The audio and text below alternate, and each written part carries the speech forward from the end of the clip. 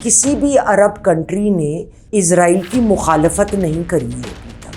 Attacks جو ہیں اس کے جیو پولیٹیکل امپلیکیشنز بہت زیادہ ہو سکتے ہیں۔ اسرائیل کو بھی بینیفٹ ہو سکتا ہے کیونکہ جو ایران کی ٹینشن ہے وہ یونائٹڈ اسٹیٹ اور اسرائیل کے ساتھ بڑھتی ہے۔ ایک قدم اور آگے بڑھا دی ایران نے پاکستان کے اوپر حملہ کر کے۔ تو جب اس قسم کے معاملے چھڑ جاتے ہیں دنیا میں تو وہ اتنے آرام سے ختم نہیں ہوتے۔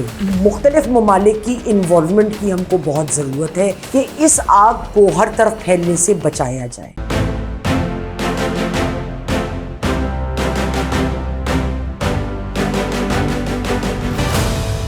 السلام علیکم خواتین و حضرات، میں ہوں آپ کی میزبان یاسمین آفتاب علی، پروگرام یاسمین کی بیٹھک کے ساتھ۔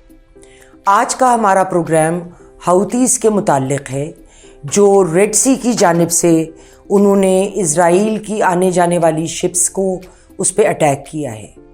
لیکن جو آج کی ایک ڈیولپمنٹ ہے کہ کل ایران نے پاکستان کی سرزمین کے اندر سٹرائک کیا اور وہاں پہ لوکل رپورٹ کے مطابق کچھ بچے اور ایک آفیشل مارے گئے، جبکہ ایران کا کہنا تھا کہ ہم نے ٹیررسٹ پہ اٹیک کیا ہے۔ کیا ایران جو یہ مختلف ممالک کی پراکسیز کو یوز کر رہا ہے اور اب پاکستان پہ تو ڈائریکٹ اٹیک ہے، جو پاکستان ایک نیوکلیئر پاور ہے، کیا یہ کڑیاں آپس میں تو جڑی ہوئی نہیں ہیں؟ آئیے ہم دوسری جانب سے اس معاملے کو دیکھتے ہیں۔ قریب مہینوں میں اٹیکس جو تھے حوثیز نے انہوں نے ریڈ سی پہ بڑھا دیے۔ وہاں پہ جتنی بھی اسرائیل کی جانب شپس جا رہے تھے، ٹریڈنگ کے تھے، ان کو انہوں نے کہا ہم شوٹ ڈاؤن کریں گے، اور انہوں نے اعلانیہ حماس کے ساتھ اپنے تعاون کا، اپنے ساتھ کا اناؤنس کر دیا۔ میں نے پہلے بھی اسی پروگرام میں 2 پروگرامز بڑے ڈیٹیل کیے تھے جس میں میں نے یہ کلیئرلی بتایا تھا فیکٹس اینڈ فگرز کے ساتھ کہ حماس کو جو فائنینشیل ہیلپ آ رہی ہے وہ ایران کی طرف سے آ رہی ہے۔ اب جو سرج ہوا ہے جب یہ ہاسٹیلٹیز میں حوثیز کی طرف سے، وہ جب اسرائیل اور حماس کی جنگ چھڑی ہے اس کے بعد ارلی اکتوبر میں، اس کے بعد سے ہوا ہے۔ شروع میں انہوں نے ایک کارگو شپ نومبر کے مہینے میں پکڑی اور اس کے بعد سے بہت سارے اٹیکس وہ کرتے چلے گئے اور اس میں کامیابی بھی حاصل کی۔ بی بی سی کی ایک رپورٹ کے مطابق ان کے اٹیکس ریڈ سی میں، صرف ریڈ سی میں 500% بڑھ گئے۔ 500% از اے ہیل لاٹ۔ 500% بڑھ جانا اٹیکس کا۔ اس کا نتیجہ کیا ہوا کہ جو بڑی بڑی شپنگ کمپنیز ہیں انہوں نے وہ چینل اور اسرائیل کو ٹریڈنگ کا سامان اس روٹ سے بھیجنا بند کر دیا۔ جو چھوٹی کمپنیاں بھیج رہی ہیں، دسمبر کے مہینے میں 2023 میں 10% کارگو کی کاسٹ میں انہوں نے اضافہ کر دیا۔ ظاہر ہے مونوپولی پوزیشن میں جو لوگ رہ جاتے ہیں وہ آ جاتے ہیں، پھر وہ جو بھی قیمت مانگے اگلے کو ادا کرنی پڑتی ہے۔ اگر ہم دیکھیں ایک 2 طریقوں سے ان کے حوثیز کے اٹیکس کو دیکھا جا سکتا ہے۔ ایک تو یہ کہ یہ ایران کی سپورٹ میں یہ کر رہے ہیں، کیونکہ ایران اسرائیل کی جنگ میں سیریا کی طرف سے بھی آ رہا ہے، یمن کی طرف سے بھی آ رہا ہے، حماس کی طرف سے بھی آ رہا ہے، اور ان ساروں کی سپورٹ ایران کی طرف سے ہے کسی نہ کسی حد تک۔ تو یہ پراکسیز استعمال کر کے، جس کو کہتے ہیں نا فلیکسنگ دیئر مسلز، دنیا کو دکھانا کہ ہم ایک طاقت ہیں، ہم کدھر کدھر پرابلمز کر سکتے ہیں۔ اور مزے کی بات یہ ہے پرابلمز کرنے میں وہ ڈائریکٹلی ایک اسرائیلی نہیں مارا، سارے مسلمان ہی مارے جا رہے ہیں۔ اچھا، ایک تو اس میں یہ چیز ہے۔ دوسری ایک وجہ جو حوثیز کی ایران کی سپورٹ کے علاوہ بھی ہو سکتی ہے، ان کا اپنا ذاتی مفاد کیا ہے اس میں؟ ان کا مفاد یہ ہے کہ چونکہ کسی بھی عرب کنٹری نے کھڑے ہو کر ایک مستند بنیاد پر اسرائیل کی مخالفت نہیں کری ہے ابھی تک، تو لہٰذا اس میں وہ جو جتنے بھی رائیول ان کے گروپس ہیں یمن میں، ان کو ڈیسیمیٹ کرنے میں کامیاب ہو سکتے ہیں۔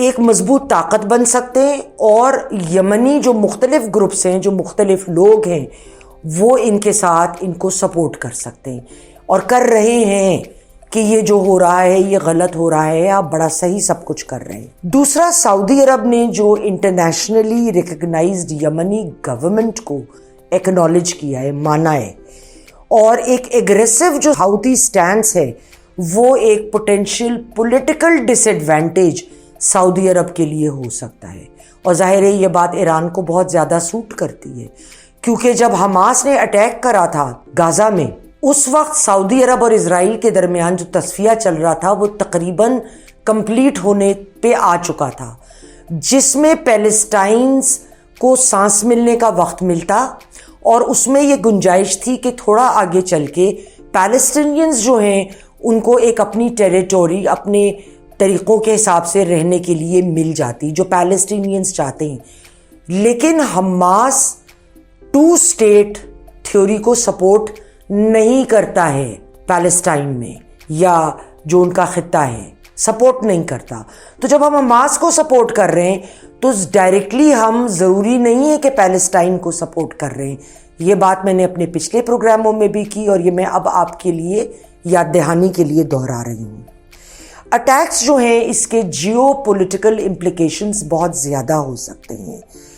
اسرائیل کو بھی بینیفٹ ہو سکتا ہے، کیونکہ جو ایران کی ٹینشن ہے وہ یونائٹڈ اسٹیٹ اور اسرائیل کے ساتھ بڑھتی ہے، تو جب یونائٹڈ اسٹیٹس اور اسرائیل کے ساتھ ایران کی ٹینشن بڑھے گی تو اس میں اسرائیل کو یہ بینیفٹ ہوتا ہے کہ سعودی عرب جو ہے وہ پیچھے چلا جاتا ہے، سعودی عرب بیک آؤٹ کر جائے گا اس قسم کی سچویشن میں، وہاں پہ کوئی تصفیہ کرتے ہوئے۔ دوسری جانب ایران کی جو نیگوسیٹنگ سٹرینتھ ہے، وہ بڑے عرصے سے چاہ رہے ہیں کہ ان کے ساتھ نیوکلیئر ڈیل کی جائے، ان کو نیوکلیئر ایمونیشن بنانے کی اجازت کری جائے، جو چیک ہوا ہے اس وقت۔ اگر کلینڈسٹینلی کچھ ہو رہا ہے تو اس پہ کہا نہیں جا سکتا، لیکن وہ اپنی پراکسیز جب استعمال کرتے ہیں، اور یونائٹڈ اسٹیٹ، سعودی عرب، ان ممالک کی جو پالیسیز مختلف خطے میں ہیں، خصوصاً مڈل ایسٹ کی جانب اور علاقوں میں، اس میں شدید رکاوٹیں پیدا کر سکتے ہیں، تو اس میں ان کا ہاتھ مضبوط ہو جائے گا، اور جو ویسٹرن ممالک ہیں ان کا ہاتھ کمزور پڑ جائے گا۔ یہ اپنی شرائط آسانی سے تو نہیں میں کہوں گی منوا سکتے ہیں، مگر مارجن اپنے لیے زیادہ لے رہے ہیں اس چیز کا۔ اگلی بات، اس گروئنگ ریجنل ایسکلیشن کے ساتھ جو اس وقت ایک قدم اور آگے بڑھا دی ایران نے پاکستان کے اوپر حملہ کر کے، ایک گریٹر تھریٹ ہے اگر ہم اس خطے کی نظر سے دیکھیں کہ حوثی اٹیکس جو ہیں اس کا امپیکٹ جو پیس ٹاکس تھی سعودی عرب کی یمن میں، اس کے اوپر بھی اثر آئے گا۔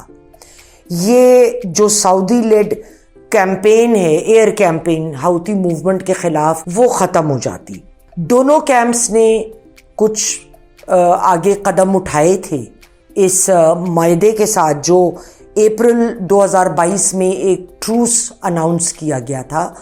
ٹروس کی مدت خود ختم ہونے کے باوجود وہ لوگ ٹروس پہ چلتے رہے تھے، جو اس میں شرائط تھیں، سرکاری طور پہ وہ ٹروس ختم ہو گیا تھا۔ لیکن یہ جو گفتگو ہے یہ بڑی ابھی فریجائل ہے۔ فریجائل مانے یہ ابھی تک مضبوط فوٹنگ پہ نہیں آئی تھی، لہٰذا اس میں جو واحد ملک جس کو حوثیز ٹرسٹ کرتا ہے وہ عمان ہے، لیکن عمان کی بھی اپنی لمیٹیشنز ہیں، ٹھیک ہے نا۔